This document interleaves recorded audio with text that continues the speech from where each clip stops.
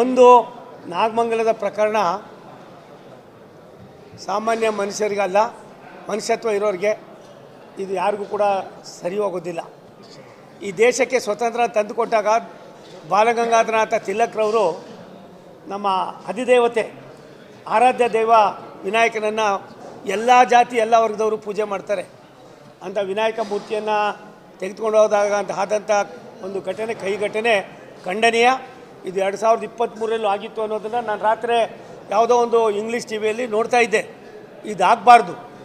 ಈ ದೇಶ ಎಲ್ಲೋ ಒಂದು ಕಡೆ ಸಂಪ್ರದಾಯವನ್ನು, ಹಿಂದುತ್ವವನ್ನು, ದೇಶ ನಡೆದು ಬಂದ ದಾರಿಯನ್ನು ಮುಂದಿನ ಪೀಳಿಗೆಗೆ ಪರಿಚಯಿಸ್ತಕ್ಕಂಥದ್ದಕ್ಕೆ ಇಂಥ ಉತ್ಸವಗಳನ್ನು ಮಾಡ್ತಕ್ಕಂಥದ್ದು ನಮ್ಮ ಕರ್ತವ್ಯ.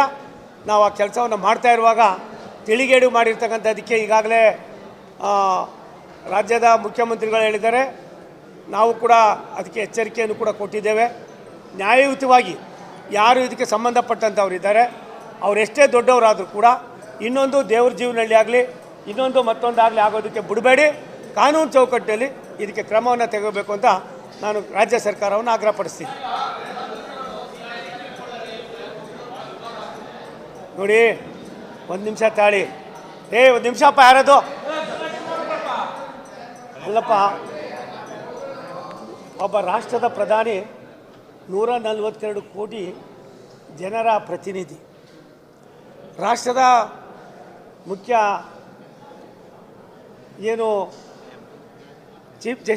ನ್ಯಾಯಾಧೀಶರಿದ್ದಾರೆ. ಈ ದೇಶದ ಒಂದು ಸಂಪತ್ತು.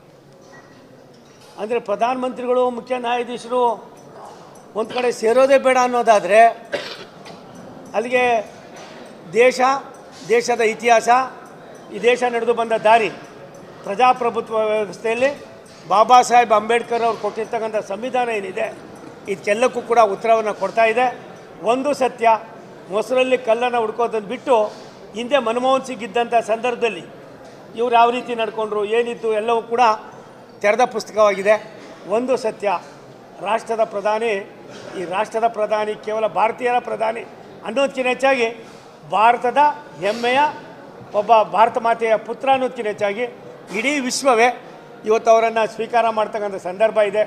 ಇಂಥ ಸಂದರ್ಭದಲ್ಲಿ ನಾವೆಲ್ಲ ಒಂದು ಕಡೆ ಸಣ್ಣ ಪುಟ್ಟದನ್ನು ಮೊಸರಲ್ಲಿ ಕಲ್ಲನ್ನು ಹುಡುಕೋ ಕೆಲಸನ ಮಾಡೋದು ಸಮಂಜಸ ಅಲ್ಲ.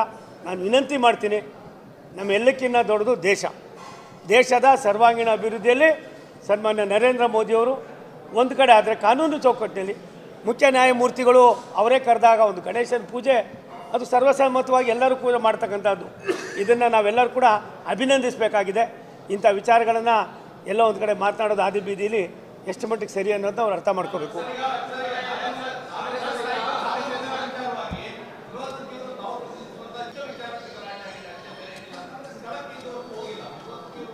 ಒಂದು, ಗೃಹ ಸಚಿವರು ಯಾವ ಉದ್ದೇಶಕ್ಕೆ ಕೇಳಿದಾರೋ ಗೊತ್ತಿಲ್ಲ. ಅವರು ಸಾಕಷ್ಟು ಬಾರಿ ಗೃಹ ಮಂತ್ರಿಗಳಾಗಿದ್ದಾರೆ, ಅನುಭವಿಸ್ರಿದ್ದಾರೆ, ಕ್ರಿಯಾಶೀಲರಿದ್ದಾರೆ. ದಯಮಾಡಿ ಹೋಗಿ ವಾಸ್ತವಾಂಶ ತಿಳ್ಕೊಂಡು, ಯಾವುದೋ ಒಂದು ವೋಟ್ ಬ್ಯಾಂಕ್ಗೋಸ್ಕರವಾಗಿ ಯಾರು ಎಷ್ಟೇ ದೊಡ್ಡವರಾದರೂ ಕೂಡ ಕಾನೂನು ಯಾರಪ್ಪಂದು ಅಲ್ಲ. ಅದರ ಅಡಿಯಲ್ಲಿ ತರ್ತಕ್ಕಂಥದ್ದು ಈ ದೇಶದ ಇತಿಹಾಸದಲ್ಲಿ ಗೃಹ ಮಂತ್ರಿಗಳಾಗಿ ತಮ್ಮ ದೊಡ್ಡತನವನ್ನು ಪ್ರದರ್ಶನ ಮಾಡಬೇಕು ಅಂತ ನಾನು ಅವ್ರಿಗೆ ಆಗ್ರಹ ಪಡ್ತೀನಿ. ಇದನ್ನು ತಪ್ಪಿತಸ್ಥರು ಯಾರಿದ್ದಾರೆ ಅವ್ರಿಗೆ ಶಿಕ್ಷೆ ಆಗಬೇಕು ಅನ್ನೋದು ನಮ್ಮ ಆಗ್ರಹ. ನೀವೆಲ್ಲ ಬನ್ನಿ ಅಲ್ಲಿ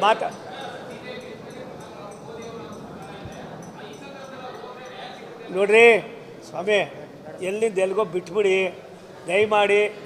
ದೇಶದ ಪ್ರಧಾನಿ ವಿಶ್ವದ ಭೂಪಟದಲ್ಲಿ ಇವತ್ತು ಯಾವ ರೀತಿ ನಡ್ಕೊಳ್ತಾ ಇದ್ದಾರೆ, ಏನಿದ್ದಾರೆ, ಯಾವುದೋ ಅದಿದೆ ಇದಿದೆ ಸಣ್ಣ ಪುಟ್ಟದಿದೆ ಅನ್ನೋದು ಬಿಟ್ಟು ದೇಶಕ್ಕೋಸ್ಕರವಾಗಿ ಅವ್ರು ಮಾಡ್ತಾ ಇರೋ ಸೇವೆ, ಅವರ ಕಾರ್ಯಕ್ರಮ 24 ಗಂಟೆ 24x7 ಎಷ್ಟು ಒಂದೇ ಭಾರತ್ ಟ್ರೈನ್ ಎಲ್ಲಿತ್ತು ಅಂತ ಯಾರಿಗಾರು ಗೊತ್ತಿತ್ತಾ?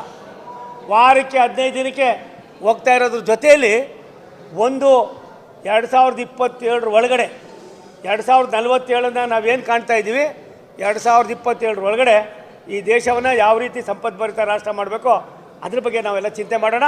ಬಾಕಿದ್ದನ್ನು ಅಲ್ಲೇ ಮಾತಾಡ್ತೀನಿ. ಒಂದು, ನಾಗಮಂಗಲದ ಪ್ರಕರಣ ಸಾಮಾನ್ಯ ಮನುಷ್ಯರಿಗಲ್ಲ, ಮನುಷ್ಯತ್ವ ಇರೋರಿಗೆ ಇದು ಯಾರಿಗೂ ಕೂಡ ಸರಿ ಹೋಗೋದಿಲ್ಲ.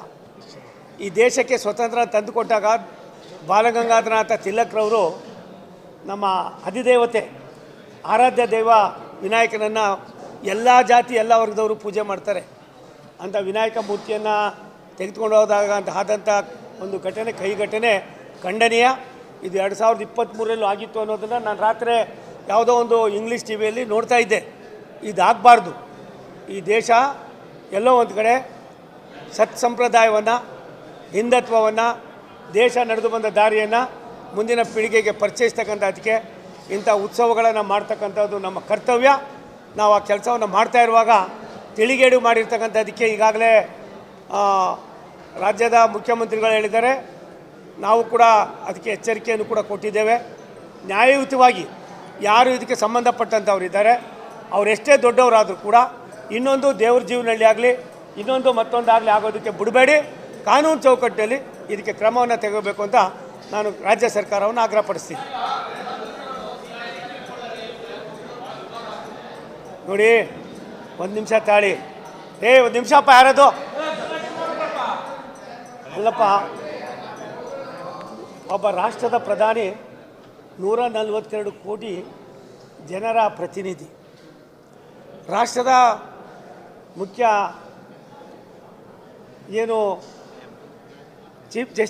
ನ್ಯಾಯಾಧೀಶರಿದ್ದಾರೆ. ಈ ದೇಶದ ಒಂದು ಸಂಪತ್ತು. ಅಂದರೆ ಪ್ರಧಾನಮಂತ್ರಿಗಳು, ಮುಖ್ಯ ನ್ಯಾಯಾಧೀಶರು ಒಂದು ಕಡೆ ಸೇರೋದೇ ಬೇಡ ಅನ್ನೋದಾದರೆ ಅಲ್ಲಿಗೆ ದೇಶದ ಇತಿಹಾಸ, ಈ ದೇಶ ನಡೆದು ಬಂದ ದಾರಿ, ಪ್ರಜಾಪ್ರಭುತ್ವ ವ್ಯವಸ್ಥೆಯಲ್ಲಿ ಬಾಬಾ ಸಾಹೇಬ್ ಅಂಬೇಡ್ಕರ್ ಅವರು ಕೊಟ್ಟಿರ್ತಕ್ಕಂಥ ಸಂವಿಧಾನ ಏನಿದೆ, ಇದಕ್ಕೆಲ್ಲಕ್ಕೂ ಕೂಡ ಉತ್ತರವನ್ನು ಕೊಡ್ತಾ ಇದೆ. ಒಂದು ಸತ್ಯ, ಮೊಸರಲ್ಲಿ ಕಲ್ಲನ್ನು ಹುಡ್ಕೋದನ್ನು ಬಿಟ್ಟು ಹಿಂದೆ ಮನಮೋಹನ್ ಸಿಂಗ್ ಇದ್ದಂಥ ಸಂದರ್ಭದಲ್ಲಿ ಇವ್ರು ಯಾವ ರೀತಿ ನಡ್ಕೊಂಡ್ರು, ಏನಿತ್ತು, ಎಲ್ಲವೂ ಕೂಡ ತೆರೆದ ಪುಸ್ತಕವಾಗಿದೆ. ಒಂದು ಸತ್ಯ, ರಾಷ್ಟ್ರದ ಪ್ರಧಾನಿ ಕೇವಲ ಭಾರತೀಯರ ಪ್ರಧಾನಿ ಅನ್ನೋದಕ್ಕಿಂತ ಹೆಚ್ಚಾಗಿ ಭಾರತದ ಹೆಮ್ಮೆಯ ಒಬ್ಬ ಭಾರತ ಮಾತೆಯ ಪುತ್ರ ಅನ್ನೋದಕ್ಕಿಂತ ಹೆಚ್ಚಾಗಿ ಇಡೀ ವಿಶ್ವವೇ ಇವತ್ತು ಅವರನ್ನು ಸ್ವೀಕಾರ ಮಾಡ್ತಕ್ಕಂಥ ಸಂದರ್ಭ ಇದೆ. ಇಂಥ ಸಂದರ್ಭದಲ್ಲಿ ನಾವೆಲ್ಲ ಒಂದು ಕಡೆ ಸಣ್ಣ ಪುಟ್ಟದನ್ನು ಮೊಸರಲ್ಲಿ ಕಲ್ಲನ್ನು ಹುಡುಕೋ ಕೆಲಸನ ಮಾಡೋದು ಸಮಂಜಸ ಅಲ್ಲ. ನಾನು ವಿನಂತಿ ಮಾಡ್ತೀನಿ, ನಮ್ಮೆಲ್ಲಕ್ಕಿಂತ ದೊಡ್ಡದು ದೇಶದ ಸರ್ವಾಂಗೀಣ ಅಭಿವೃದ್ಧಿಯಲ್ಲಿ ಸನ್ಮಾನ್ಯ ನರೇಂದ್ರ ಮೋದಿಯವರು ಒಂದು ಕಡೆ ಆದರೆ ಕಾನೂನು ಚೌಕಟ್ಟಿನಲ್ಲಿ ಮುಖ್ಯ ನ್ಯಾಯಮೂರ್ತಿಗಳು ಅವರೇ ಕರೆದಾಗ ಒಂದು ಗಣೇಶನ ಪೂಜೆ ಅದು ಸರ್ವಸಮ್ಮತವಾಗಿ ಎಲ್ಲರೂ ಪೂಜೆ ಮಾಡ್ತಕ್ಕಂಥದ್ದು. ಇದನ್ನು ನಾವೆಲ್ಲರೂ ಕೂಡ ಅಭಿನಂದಿಸಬೇಕಾಗಿದೆ. ಇಂಥ ವಿಚಾರಗಳನ್ನು ಎಲ್ಲ ಒಂದು ಕಡೆ ಮಾತನಾಡೋದು ಆದಿ ಬೀದಿಲಿ ಎಷ್ಟು ಮಟ್ಟಿಗೆ ಸರಿ ಅನ್ನೋದನ್ನ ಅವ್ರು ಅರ್ಥ ಮಾಡ್ಕೋಬೇಕು.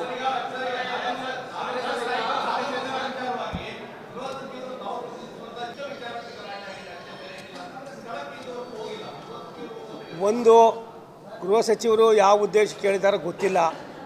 ಅವರು ಸಾಕಷ್ಟು ಬಾರಿ ಗೃಹ ಮಂತ್ರಿಗಳಾಗಿದ್ದಾರೆ, ಅನುಭವಸ್ಥರಿದ್ದಾರೆ, ಕ್ರಿಯಾಶೀಲರಿದ್ದಾರೆ. ದಯಮಾಡಿ ಹೋಗಿ ವಾಸ್ತವಾಂಶ ತಿಳ್ಕೊಂಡು ಯಾವುದೋ ಒಂದು ವೋಟ್ ಬ್ಯಾಂಕ್ಗೋಸ್ಕರವಾಗಿ ಯಾರು ಎಷ್ಟೇ ದೊಡ್ಡವರಾದರೂ ಕೂಡ ಕಾನೂನು ಯಾರಪ್ಪಂದು ಅಲ್ಲ. ಅದರ ಅಡಿಯಲ್ಲಿ ತರ್ತಕ್ಕಂಥದ್ದು ಈ ದೇಶದ ಇತಿಹಾಸದಲ್ಲಿ ಗೃಹ ಮಂತ್ರಿಗಳಾಗಿ ತಮ್ಮ ದೊಡ್ಡತನವನ್ನು ಪ್ರದರ್ಶನ ಮಾಡಬೇಕು ಅಂತ ನಾನು ಅವ್ರಿಗೆ ಆಗ್ರಹ ಪಡ್ತೀನಿ.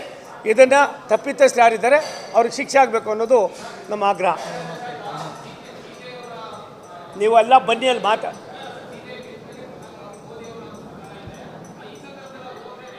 ನೋಡ್ರಿ ಸ್ವಾಮಿ, ಎಲ್ಲಿಂದ ಎಲ್ಲಿಗೋ ಬಿಟ್ಬಿಡಿ ದಯಮಾಡಿ.